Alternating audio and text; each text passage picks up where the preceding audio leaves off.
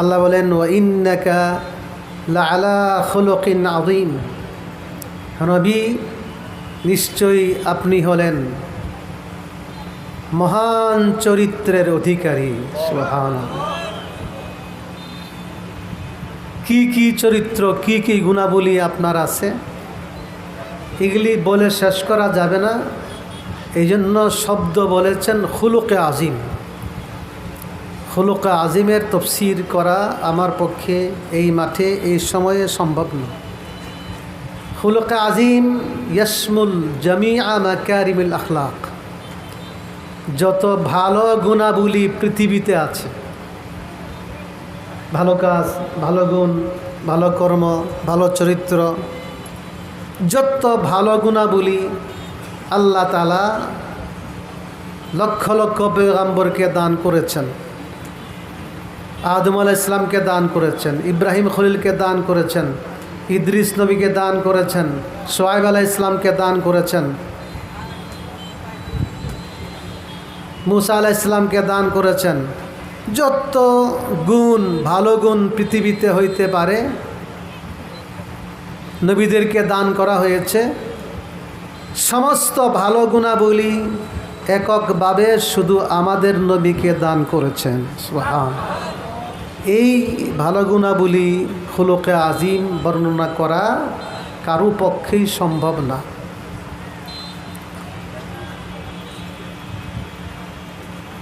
নবী আলাইহিস সালাতু ওয়াস সালাম এই জন্য বলেন উত্তম চরিত্র, মহান চরিত্র নবীকে দান করা হয়েছে।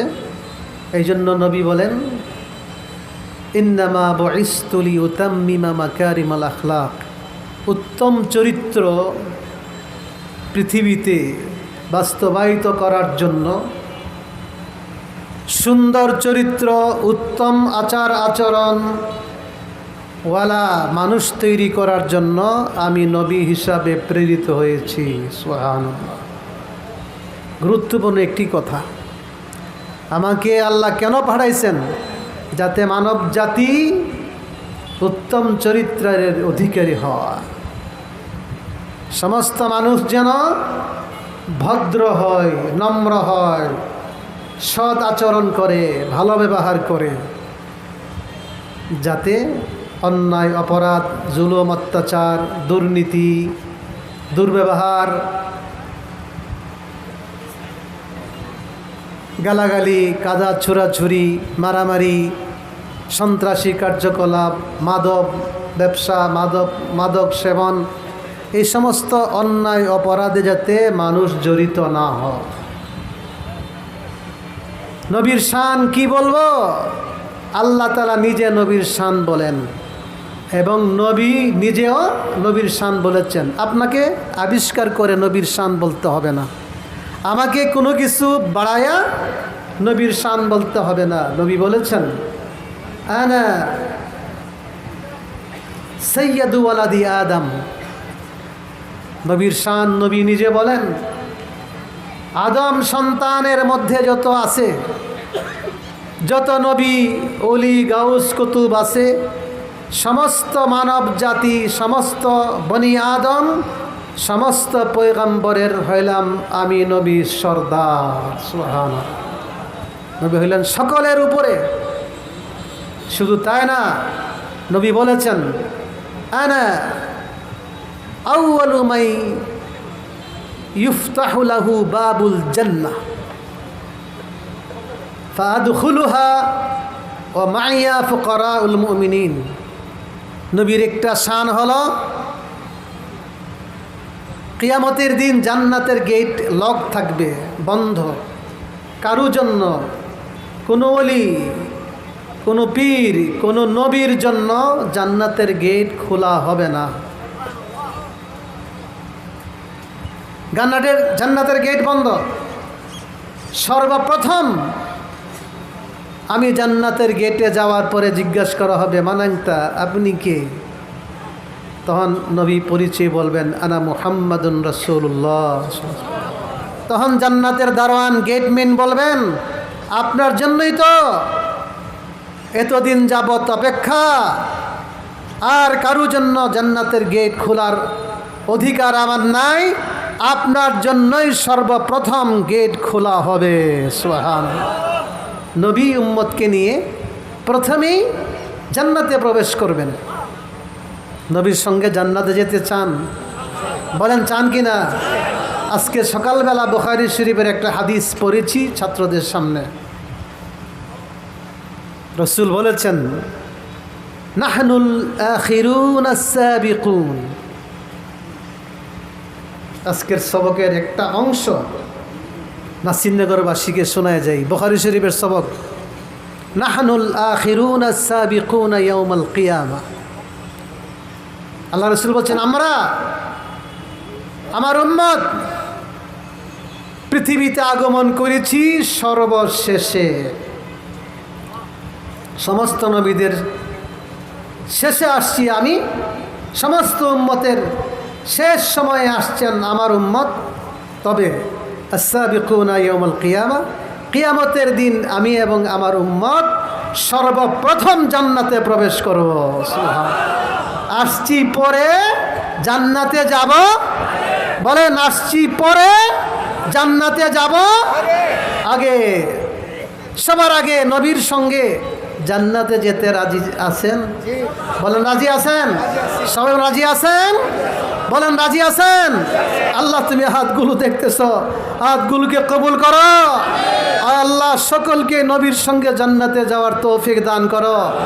সেই জান্নাত পাওয়ার যে আমলগুলো নবী বলেছেন সেই আমলগুলো করার তৌফিক দান করো। আমার কথা হবে সংক্ষেপ। ঢাকার উলামায়ে কেরাম আসছেন, বসে আছেন, বয়ান করবেন। আমি তো ব্রাহ্মণবাড়িয়ার মানুষ। কোন আমল করলে নবীর সঙ্গে জান্নাতে যাওয়া যাবে? আল্লাহ রাসূল বলছেন, আমি আমার উম্মতকে নিয়ে সমস্ত উম্মতের আগে, সমস্ত নবীদের আগে আমি জান্নাতে প্রবেশ করব। আমার জন্য সর্বপ্রথম জান্নাতের গেট খোলা হবে। সুবহানাল্লাহ। দেখেন না বিবাহ বাড়ি গেট লক, যতক্ষণ ধুলা গেটে না আসবে এতক্ষণ কেহই প্রবেশ করতে, যুদ্ধ করতে পারো কিন্তু গেট খোলা হবে না। এই জান্নাতের ধুলা হলেন রাহমাতুল লিল আলামিন সাল্লাল্লাহু আলাইহি সাল্লাম।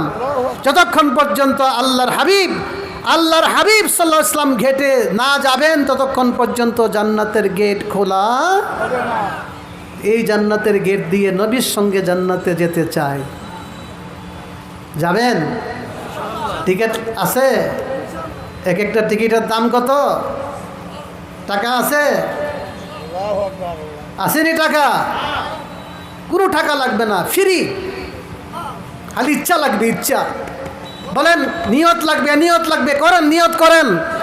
নবীর সঙ্গে জান্নাত পাওয়ার জন্য আমি যেই কাজটা করতে হয় সেটা করব, আমার জীবন গেলেও করব। রাজি আছেন? এক টাকাও লাগবে না, এক পয়সাও লাগবে না। নাসিরনগরবাসী রাসূলের হাদিস শুনেন, মান আহাব্বা সুন্নতি মান আহাব্বা সুন্নতি ফাকাদ আহাব্বানি ওয়া মান আহাব্বানি কানা মাইয়া ফিল জান্নাহ। একটা আমল করবেন, নবীর সঙ্গে জান্নাতে থাকবেন। আমলটা করতে রাজি আছেন? রাজি আছেন? প্রত্যেকটি আমল নবীর সুন্নত মোতাবেক করলে নবী বলছেন আমার সাথে এক সঙ্গে জান্নাতে থাকবে। আমলটা কি? বলেন সুন্নতের আমল। বলেন আমলটা কি? প্রত্যেকটি আমল, নামাজ, রোজা, হজ, যাকাত, আপনার ইবাদত, বন্দেগী, ওয়াজ, জিকির, সবগুলো মন গড়া মতে হবে না নবীর সুন্নত মতে হবে? শেষ। ইসলাম এখানেই মুনহাসির, সীমাবদ্ধ। প্রত্যেকটি কাজ হবে মুমিনের নবীর সুন্নত মোতাবেক, নবীর আদর্শ মোতাবেক। তাহলে নবী গ্যারান্টি দিয়েছেন আমার সঙ্গে তুমি জান্নাতে থাকবা। এবার নবীর সুন্নত মতে চলতে রাজি আছেন? সবাই বলেন নবীর সুন্নত মতে চলতে রাজি আছেন? আরেকটা জান্নাতের গ্যারান্টি রাসূল দিয়েছেন। তিনি বলেন আনা যাঈমুন বিবাইতিন ফি রাবাদিল জান্নাহ। লিমান তারাকাল মিরা ওয়া ইন কানা মুহিক্কা। সবার জন্য বিনীতভাবে অনুরোধ জানাচ্ছি, নবীর হাদিসটা আমরা আমলের নিয়তে শুনবো। রাজি আছেন তো? আল্লাহ রসুল বলছেন, যেই ব্যক্তি ঝগড়াঝাটি ছেড়ে দেয়, বাঘ বিতণ্ডা ছেড়ে দেয়, বাঘ বিতণ্ডায় লিপ্ত হয় না, ঝগড়াঝাটিতে লিপ্ত হয় না, অথচ শেষ হক কথা বলে, হক কথা বলতেছে কিন্তু ঝগড়াতে লিপ্ত হয় না, বাঘ বিতণ্ডা লিপ্ত হয় না, রসুল বলেন আমি তার জন্য জান্নাতের অতি নিকটে একটা বালাখানার জামিন হয়ে যাব। বালাখানার জামিন এক নম্বর। ওবিবাইতিন ফি ওয়াসাতিল জান্নাহ লিমান তারাকাল কাযিবা ওয়া ইন কানা মাজিহা। আরেকটা কথা, আরেকটা আচরণ, যেই ব্যক্তি মিথ্যা কথা ছেড়ে দিবে, কোনো অবস্থাতেই মিথ্যা বলে না, মামলাতে মিথ্যা বলে না, সর্দারি করতে গেলে মিথ্যা বলে না, মা বাবার সাথে মিথ্যা কথা বলে না, শিক্ষকের সাথে, ছাত্রদের সাথে, স্বামী তার স্ত্রীর সাথে, স্ত্রী তার স্বামীর সাথে, কোনো অবস্থাতেই, এমনকি হাসাহাসির মধ্যে, উপহাস রসিকতা করার মধ্যেও মিথ্যা কথা বলে না। রসুল বলেন জান্নাতের একেবারে মাঝখানে তার জন্য বালাখানার জামিন হয়ে যাব। 3 নম্বর, ওবিবাইতিন ফি আলাল জান্নাহ লিমান হাসুনা খুলুকুহু। এই যে আখলাকের কথা বললাম, আল্লাহ রসুল বলেন যেই ব্যক্তি আখলাক সুন্দর, অর্থাৎ আচার আচরণ, চাল চলন, ব্যবহার অত্যন্ত সুন্দর, ভদ্র, নম্র, আছে না? অনেক মানুষ ভদ্র আছে না? যে ব্যক্তি ভদ্র আচরণ, নম্র ব্যবহার, ভালো চালচলন করবে, আমি তার জন্য শুধু জান্নাতে না, জান্নাতের একবারে উপর স্থানে একটি বালাখানার জামিন হয়ে যাব। এই জন্য আসেন ভাইয়ারা আমার, নবীরওয়ালা আখলাক আমরা তৈরি করি। ইসলামে তো সুন্দর, মুসলমানদের সাথে করবে যে আচরণ, ইসলামে বলে, রহমাতুল্লিল আলামিন সাল্লাল্লাহু আলাইহি সাল্লাম বলেন, অমুসলমান ভাইদের সাথেও করবে সেই আচরণ। আমাদের দেশে বিশেষ করে নাসিরনগরে আমাদের কিছু হিন্দু ভাইয়েরা আছেন, আছে না? আমরা মুসলমানদের সাথে যে আচরণ করব, হিন্দু ভাইদের সাথেও সেই আচরণ করব। বুখারী মুসলিমের হাদিস, লাহুম মা লানা, লাহুম মা লানা ওয়া আলাইহিম মা আলাইনা। মুসলমানদের যত অধিকার, মুসলিম রাষ্ট্রে অমুসলমানদেরও তত অধিকার। মুসলমানের যত অধিকার, অমুসলমানেরও তত অধিকার। অমুসলমানের বাড়ি দখল করবে, এক দল ছিল তারা সংখ্যালঘুদের বাড়ি জমিন দখল করতেছিল, এমন প্রমাণ আমাদের কাছে। ইসলাম সমর্থন করে না। মুসলমানদের আছে যত অধিকার, অমুসলমানদেরও তত অধিকার। এই জন্য কথায় এসেছে, এই জন্য বলতে চাই, নাসিরনগরের হিন্দু ভাইদেরকে বলবো, সংখ্যালঘু বলবো না, যেহেতু তারা আমরা নাগরিক, সমান সমান অধিকারের নাগরিক। সংখ্যালঘু সংখ্যাগরিষ্ঠ বলতে কিছু নাই। হিন্দু ভাইদেরকে বলতে চাই, আপনারা স্বাধীনভাবে নিরাপত্তার সাথে আপনারা কাজ করুন, দুর্গাপূজা করুন। আপনাদের দিকে লাল চোখ দিয়ে তাকাবার কারো অধিকার না। আপনাদের নিরাপত্তায় বিনষ্ট করবে এমন কাউকে এই দেশে সুযোগ দেওয়া হবে না। আমরা হইলাম সেই নবীর উম্মত, আমরা হইলাম সেই উলামা তালাবা যারা বাংলাদেশে হিন্দুদের মন্দির পাহারা দেয়।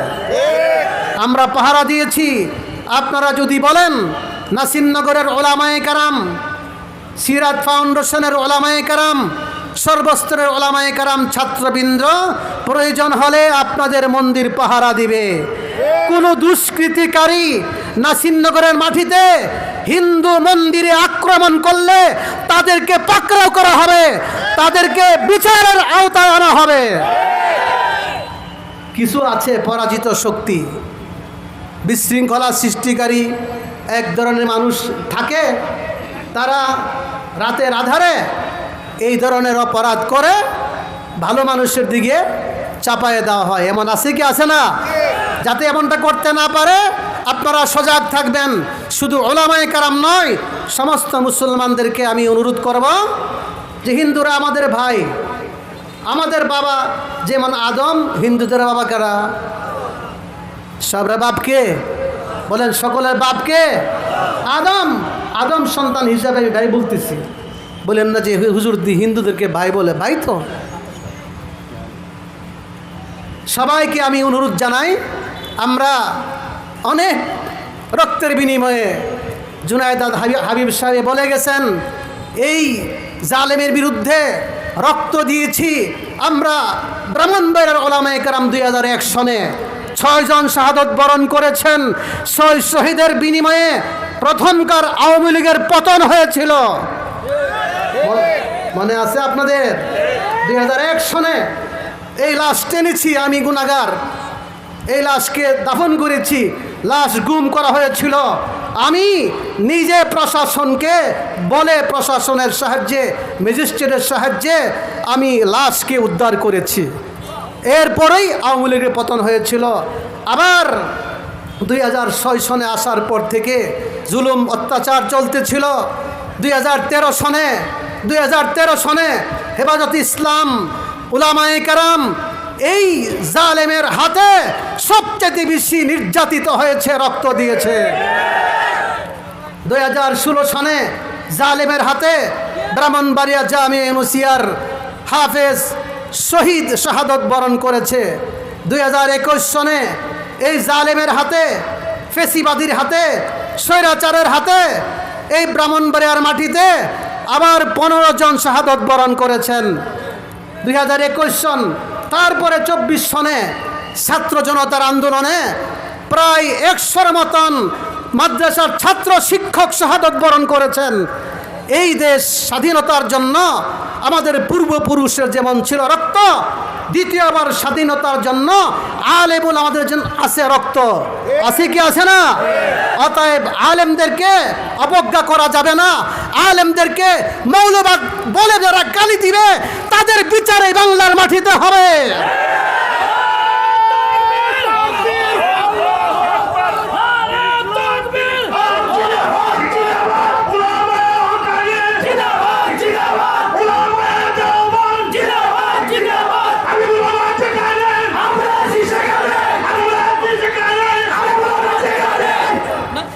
যারা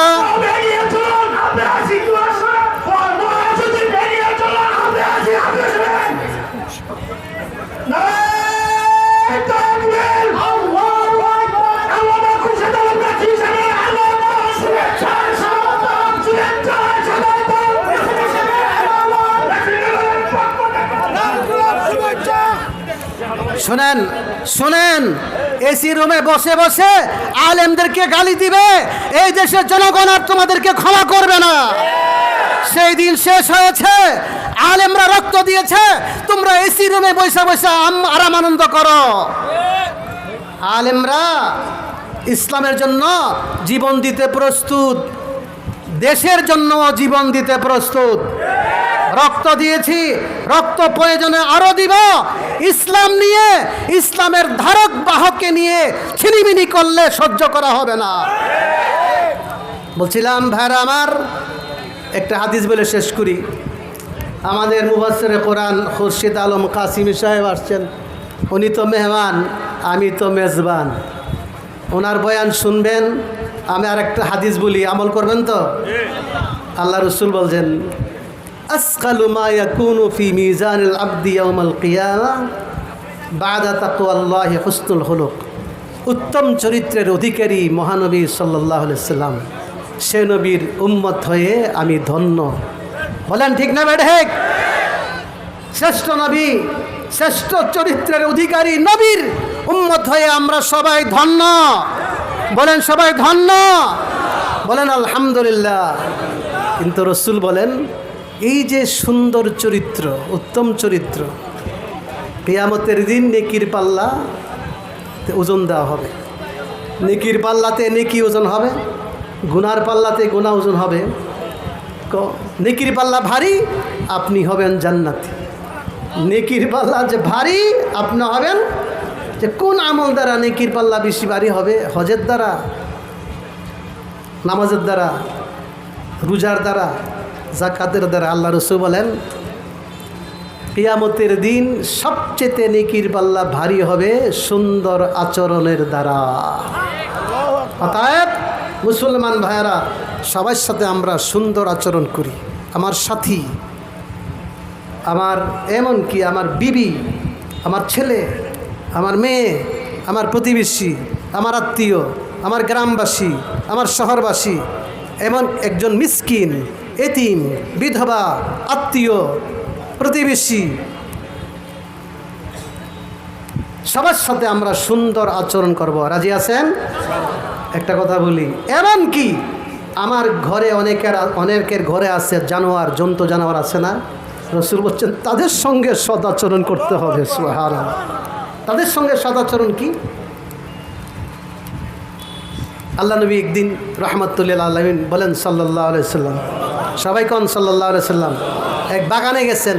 একটা উট এসে আল্লাহ নবীর কাছে কাঁদতে শুরু করেছে, চোখে পানি পড়তেছে, অশ্রু প্রবাহিত হচ্ছে।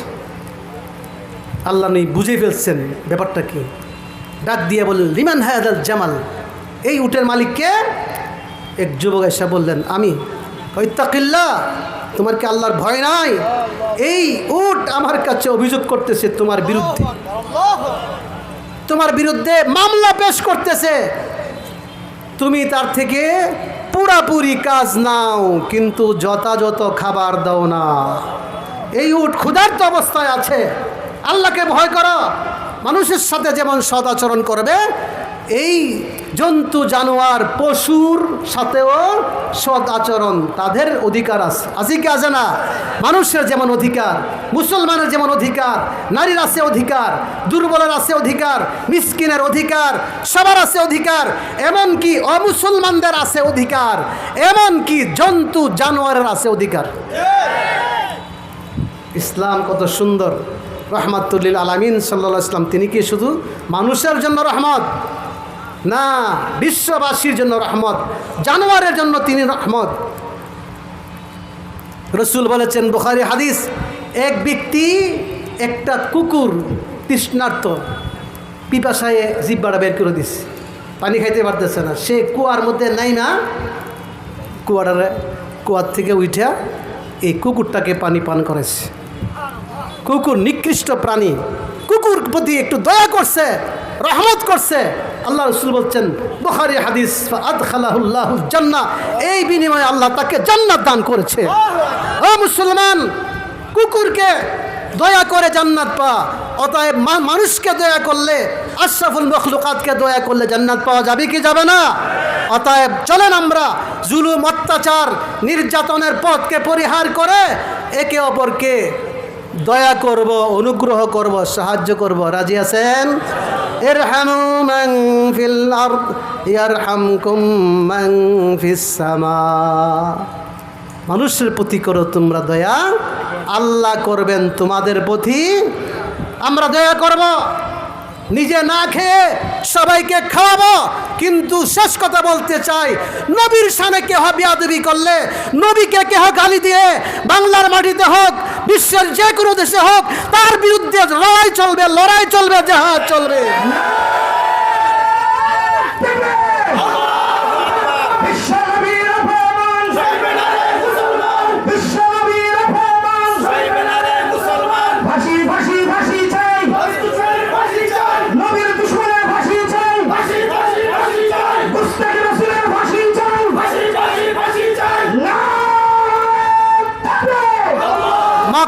মক্কা বিজয়ের পরে আল্লাহ নবী সাধারণ ক্ষমা ঘোষণা করেছেন।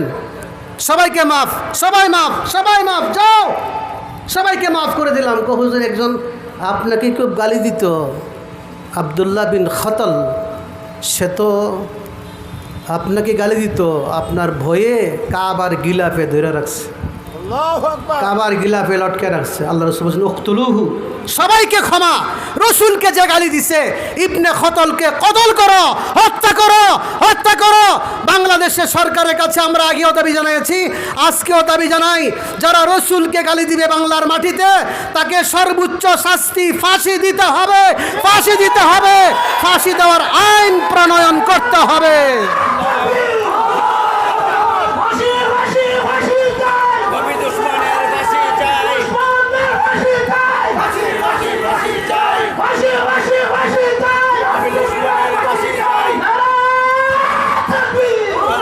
আপনাদের সবাইকে আবার ধন্যবাদ জানাই। সুন্দর পরিবেশ, বৃষ্টি হওয়ার পরেও অনেক খরচ করে এই চেয়ারের ব্যবস্থা করেছেন কর্তৃপক্ষ, বিশেষ করে এরকম ওলামায়ে কেরাম, নাসিরনগর সিরাত ফাউন্ডেশনের যে ওলামায়ে কেরাম কর্তৃপক্ষ আছেন, আপনাদের সবাইকে আবার ধন্যবাদ জানাই। ধন্যবাদ জানাই হযরত মাওলানা মেরাজ মাজহারি সাহেব দামাত বারাকাতুহুম সহ এই মঞ্চের সমস্ত ওলামায়ে কেরামদেরকে, আপনাদের সবাইকে এই মাহফিলের জন্য সহযোগিতা করার জন্য আপনাদের সবাইকে আবার অশেষ ধন্যবাদ জানাইয়া আমি সংক্ষিপ্ত আলোচনা শেষ করলাম। ওয়া আখিরু দাওয়ানা আলহামদুলিল্লাহি রাব্বিল